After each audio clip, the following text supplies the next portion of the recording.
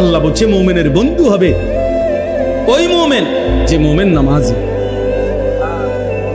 লা তুসাহিব ইল্লা মুমিন, ইমানদার ছাড়া কাউকে বন্ধু বানায়ও না, নবী বলছে। ওয়ালা ইয়াকুল মালাকা ইল্লা তাকী, মুত্তাকি ছাড়া কাউরে মহব্বত কইরা খাওয়াইও না।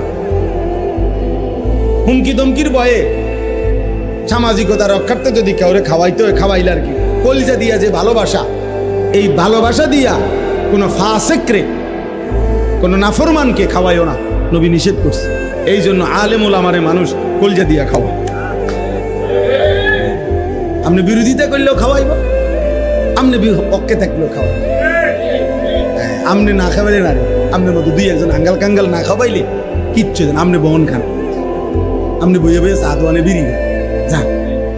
আপনার বদনাম দিয়া, আপনার সমালোচনা দিয়া ওলামায়ে কেরামের কিচ্ছু আসবে যাবে না।